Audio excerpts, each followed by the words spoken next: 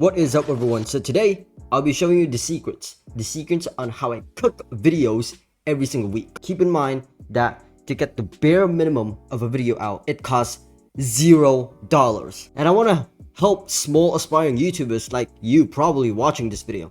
So what I use is, of course, OBS screen recorder. It is goated. You can use this for streaming as well. You can use it to obviously record. So I won't get into much detail on what I have on OBS, since I just want you to start recording your first ever video. Basically, if you don't have a scene yet, just add a scene. So what is a scene? A scene is just a group of sources. As you can see, I have the main scene, which is what I'm using to record right now.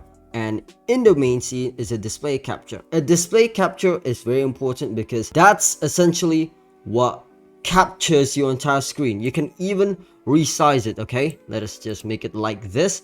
Pretty sure that it'll affect the video as well, so let me just revert it. Alright, to add a source like the display capture, just add plus, then display capture. So what makes it different from a game capture? I won't explain much, but a game capture basically only captures one window, which is your game, the game that you're playing.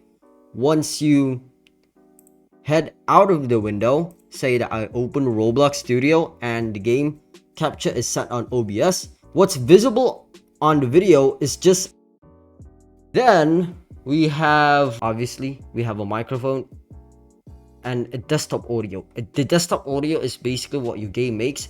The microphone is, well, the input. I personally use a Fi microphone of an unknown brand. I need some research to do. It doesn't even need to be a studio microphone, okay? Just get an outdated pair of headphones and use it as your microphone. Yeah, but if you want to, spending about like $5 will be worth the investment to improve or enhance audio. For the settings, you can just modify it on your own based on personal needs and also limitations, but essentially I have what the app calls hotkeys or keybinds in video games. I have num5 to start recording and stop recording. If you don't know what num5 is, it's that 5 button on the keypad. I have it on both because I'm the type of person to forget which to start and which stop, so why not just make it the same button? Just make them the same if you keep on forgetting which is which. And alright, say that you've started to record something. Yay, so today we'll be playing Arsenal. Let's get into a game first. As you can see right here, OBS is doing what I exactly wanted to do, which is record what I am seeing right now. Alright, got a good critical headshot right there.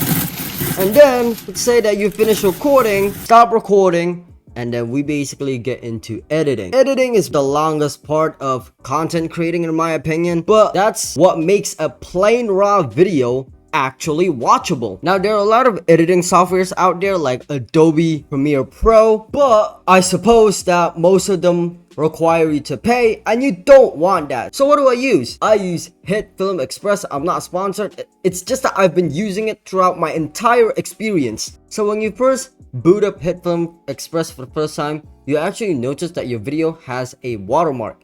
To remove that, all you gotta do is just make an account and you will get a free editing software with no watermark. To make a video, just click new, set the width and height to your own preference, preferably 16 by 9.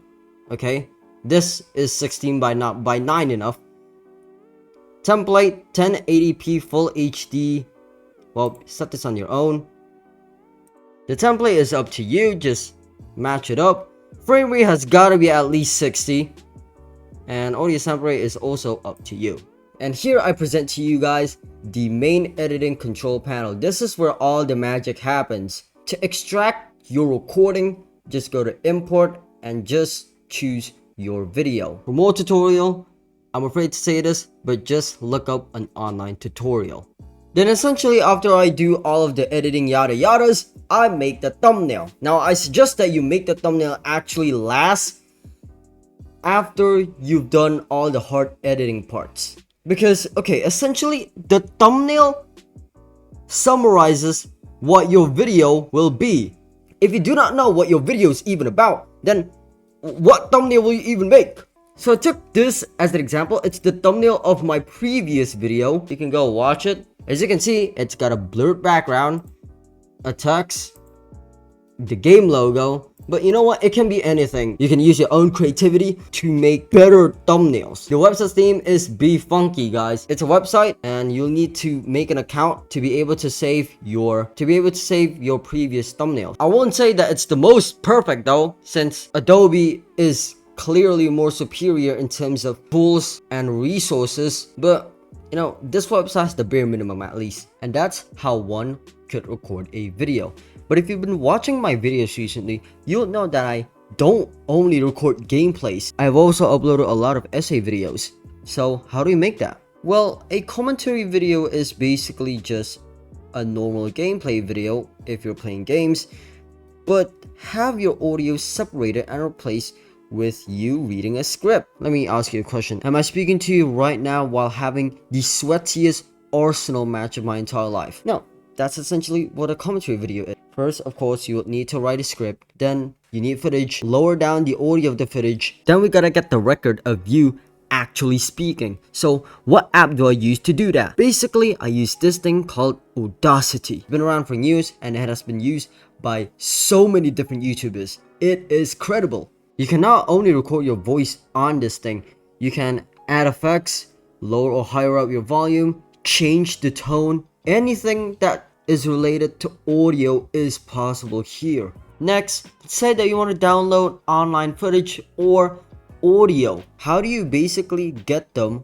on your own file explorer? There are loads of MP3 or MP4 YouTube downloaders out there, but they're bad websites, okay? They overflow you with a lot of ads here and there and force you to open unnecessary tabs.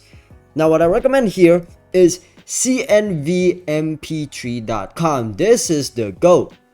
Say that you want to download the music video of Never Gonna Give You Up right here. Yep, it's possible. Just choose whether you want it MP3 or MP4. Choose the quality as well. This affects the size. Press convert.